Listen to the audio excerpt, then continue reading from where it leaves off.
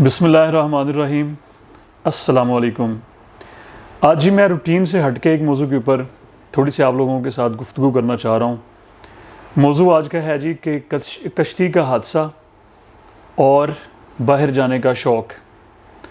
ये 14 जून 2023 कश्ती का एक बहुत बड़ा एक्सीडेंट हुआ जी ये यूनान में, जिसमें कोई 700 से ज़्यादा अफराद उस कश्ती के अंदर जो थे वो सवार थे। यानी कि कश्ती जो थी वो ओवरलोडेड थी, उसकी कैपेसिटी से कहीं ज़्यादा लोग उसमें सवार करा दिए गए।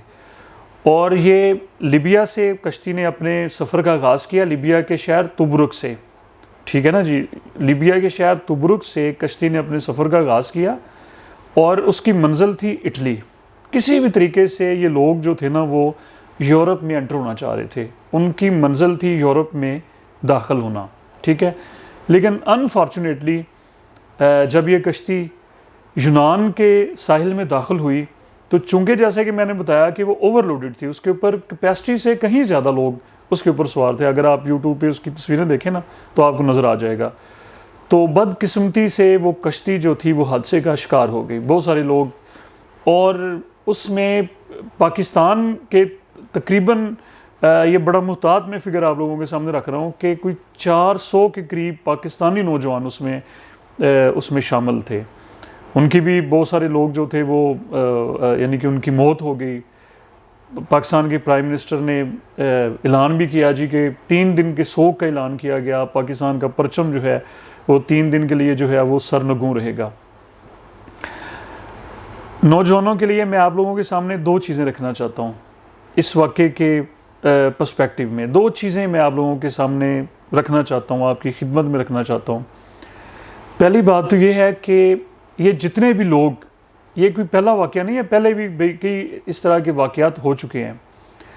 ये जितने भी लोग इस तरह से चोर दरवाज़ों से यूरोप जाने की कोशिश करते हैं, वो बिल्कुल किसी तरह की भी उनके ऊपर कोई प्रेशर नहीं होता। ठीक है ना जी, उनको कोई ज़ोर ज़बरदस्ती से उनको मजबूर नहीं किया जाता कि आप यूरोप चलें, बल्कि वो अपनी मर्ज़ी से, ठीक है, अपना उनका ये फ़ैसला होता है, अपने डिसीजन के साथ वो यूरोप जा रहे होते हैं। यहाँ पर ये बात आप माइंड में रखें कि उनको इसके अंजाम का भी पता होता है कि ये 95% रिस्क है जी। खुदा ना करे कश्ती ना भी उल्टे ना तो कैप्चर्ड हो सकते हैं, हम कैद में जा सकते हैं, कुछ भी हमारे साथ हो सकता है। हमारी जान जो है ना वो दाव के ऊपर होती है। रिजल्ट का इन लोगों को ऑलरेडी पता होता है। ये नहीं होता कि इन लोगों को पता नहीं होता, पता इनको होता है। एक ये बात। दूसरी बात ये है कि ये आखिर ये लोग ऐसे जाते क्यों हैं? जान को अपनी हथेली के ऊपर रख के ये लोग क्यों पाकिस्तान से जाना चाहते हैं, क्यों ये यूरोप में जाना चाहते हैं? तो 2 बड़ी वजूहात इनको ज़हन में रख लें। एक तो है जी गुर्बत, तंग दस्ती, यानी कि इस वजह से कि जब हमारी बुनियादी ज़रूरियात पूरी नहीं हो रही होती तो नौजवान कहते हैं जी कि अब कुछ भी हो जाए हमें ये काम करना चाहिए। दूसरी बड़ी वजह है जी कंपटीशन। ये बात भी ज़रा ज़हन में रख लें। जब किसी गांव से या किसी मोहल्ले से कोई एक नौजवान बाहर चला जाता है, वो काया पलट के दिखा देता है जी, घर वालों की वो मौजें करवा देता है, वो प्रॉपर्टीज़ बना लेते हैं, वो नए घर बना लेते हैं, उनकी ऐशो इशरत जो है वो मिसाली हो जाती है।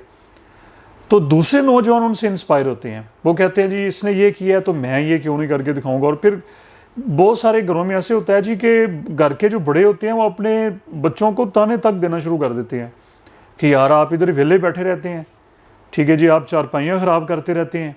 और वो देखें कि एक बंदे ने पकड़ के पूरी फैमिली का जो है ना वो उनकी किस्मत को तब्दील करके रख दिया है। तो ये नौजवान ये बातें सुन सुन के मजबूर हो जाते हैं कि यार इससे तो मौत ही बेहतर है, हम तो मर ही जाएं लेकिन हमने अब कुछ करके दिखाना है।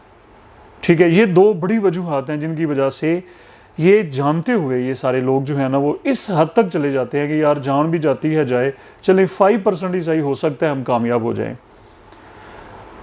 सबसे अहम बात, इसको ज़रा सदका जारिया समझ के हम लोगों ने इस मैसेज को आम करना है। मैं कहता हूँ कि ये यूनिवर्सिटीज़ में भी बच्चों को, ख़ास तौर पे स्टूडेंट्स को, पेरेंट्स को ये चीज़ बताई जाए, उनको एजुकेट किया जाए। इसको ज़रा ध्यान से आप लोग स्टूडेंट ख़ास तौर पे आप लोग ज़रा इसको अपने माइंड में रख लें कि जनाब आप लोग बाहर ज़रूर जाएं। ठीक है ना जी। ब्रूनेई मुल्क आप ज़रूर जाएं, स्टडी के लिए जाएं, आप जनाब बिज़नेस के लिए जाएं, काम के लिए जाएं, आप ज़रूर जाएं, लेकिन एक बात ज़हन में रख लें कि जनाब बाहर जाने से पहले या तो आप लोगों के पास इस लेवल की डिग्री होनी चाहिए, या फिर आप लोगों के पास कोई स्किल होना चाहिए, मतलब कि आपके हाथ में कोई हुनर होना चाहिए। आप प्रॉपर कानूनी तरीके से आप बाहर यूरोप में अप्लाई करें और उनका जो मुकम्मल जो कानूनी जो प्रोसेस होता है ना, उसको फुलफ़िल करें, उसको मुकम्मल करें, और फिर गवर्नमेंट ऑफिशियली यानी कि बिल्कुल कानूनी तौर पे लीगल पॉइंट ऑफ व्यू से आपको वीज़ा ऑफ़र करे और आप आराम से बाहर जाएं।